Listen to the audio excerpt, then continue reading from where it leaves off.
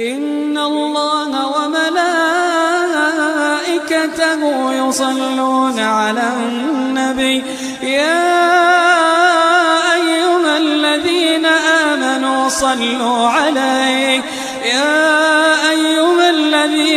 آمنوا صلوا عليه وسلموا تسليما. أم فاطمة من الجزائر، تفضلي.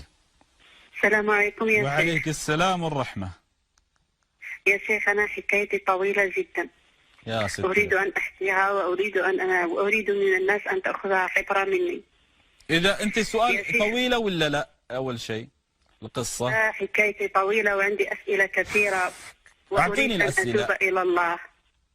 لا إله إلا الله. يا شيخ أنا زنيت لما كنت صغيرة، ثم تزوجت وسرقت، ثم تزوجت ثم زنيت وأنا زوجة رجل، لكن زنيت وأنا كنت غاضبة عند أهلي 5 سنين، وزوجي تركني عند أهلي أنا وبناتي 2. نعم. ثم رجعني زوجي، ثم عدت إلى زوجي وبقيت أزني. والآن أنا صار بي حادث سيارة توفت فيه أختي معي، الله يرحمها ويرحم جميع المؤمنين. يا شيخ أريد أن أتوب إلى الله، وأعلم أني أخطأت كثيرا كثيرا كثيرا، وأريد أن يغفر الله لي ويعفو عني، وأريد أن أسألك ماذا أعمل لكي يرضى الله عني وأكفر عن ذنوبي الماضية. اسمعي يا أم فاطمة. أم فاطمة. نعم يا شيخ. أسأل الله أن يوفقك للتوبة، أنا وأنت ومن استمع. قولي إن شاء الله. آمين يا رب. بداية أنا أنصحك نصيحة أخ، هذا الماضي احرقيه وانسيه واستريه. زين؟ انسيه. نعم يا شيخ. واستريه واحرقيه. هذه مسألة. المسألة الثانية، لا تتكلمي لأحد عن ذنوبك، فإن الله يستر ويغفر، والناس تعير وتهتك، فأنت استري على نفسك. اتفقنا بهذه المسألة؟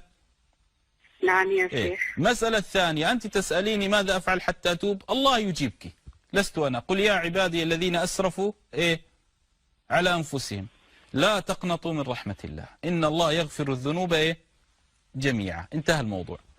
فأنت طالما أقبلت على الله لا يضيع الله أحد أقبل عليه. طالما أنك تريدين الله، الله لا يضيعك. والله عز وجل شانه من لدن خلق آدم إلى الآن لم يرد أحد لجأ إليه سبحانه، لأنه هو الكريم وهو الحليم وهو الغفور الودود. مهما بلغت ذنوبك، لو بلغت عنان السماء، الله أرحم بك من نفسك، ورحمتي وسعت كل شيء، وأنت شيء، سيرحمك الله سبحانه وتعالى. انسي الماضي، عفى الله عما سلف، نحن نتجه إلى الله. إذا أنت بقيت تتكلمي أذنبت وتقنطين من رحمة الله، هذا مدخل لإبليس. الله عز وجل قال والله يعدكم مغفرة، الله وعدنا بالمغفرة. فطالما أنت اتجهت إلى الله، خلاص أقبلي عليه، صومي وصلي واخشعي وأكثر من الاستغفار وذكر الله سبحانه وتعالى، واستري على نفسك. علمتي؟ أم فاطمة معي؟ نعم يا شيخ أنا معك يا شيخ. بس فالحياة سهلة يا أم فاطمة، لا تعقديها واتجهي إلى الله. ويعني أنا سأسألك سؤال، هل أنت قتلتي نفس؟ قتلتي أحد أنت؟ لا، لم أقتل أحد. رجل قتل 100 نفس، 100 نفس قال صلى الله عليه وسلم في بني إسرائيل، 100 نفس. يمشي، خرج من قرية لأخرى، مات على الطريق، لم يصلي ولم يسجد ولم يصوم، لكنه عزم التوبة بقلبه، أدخله الله الجنة. فأنت اعزميها هنا، الله لا ينتظر منك عمل ولا كذا، ينتظر منك عزيمة في القلب. فإذا أنت عازمة على التوبة وأقبلت وتركت، عفى الله عنك وسيتوب الله عز وجل عليك. لا تحجري واسعا يا أم فاطمة، واستري على نفسك، هذا أهم شيء. نعم إن شاء الله يا شيخ. أريد أن أسألك يا شيخ، كيف أكفر عن ذنوبي علما أني أصوم وأصلي وأسبح وأصلي قيام الليل؟ خلاص، ماذا أفعل يا شيخ؟ أنت هذا الفعل هذا الفعل النبي صلى الله عليه وسلم يقول وأتبع السيئة الحسنة تمحوها، وقال الله إن الحسنات يذهبن السيئات. انتهى.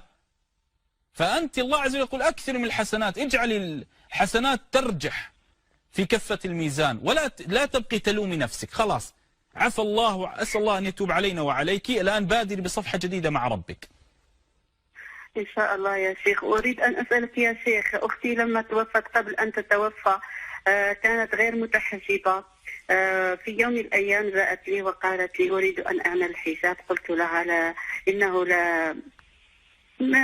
لم يكون عليك جميلا، ابقي هكذا. بعدها ب40 يوم عملنا الحادث، حادث سيارة، وتوفت أختي الله يرحمها وهي لم تتحجب. وأنا نادمة على هذا القول، نادمة نادمة نادمة. مسلمة ماتت على الإسلام؟ نعم يا شيخ. إيه إذا تفائلي. نعم يا شيخ. ماتت على الإسلام إذا تفائلي، أقيمي عنها الصدقات وعليك بكثرة الدعاء لها. يا شيخ، وهل تصلح لي أن نصلي لها لا الصلاة وأقرأ لا. لها القرآن؟ لا الصلاة لا، لكن أكثر من الدعاء والصدقات فقط. والقرآن يا لا شيخ. القرآن لك، أكثر من الدعاء والصدقات. طالما ماتت على الإسلام استبشري خيرا، كل من مات على الإسلام نستبشر به خيرا إن شاء الله، لأننا نتجه لله. إن شاء الله. آمين. إن شاء الله. أشكرك يا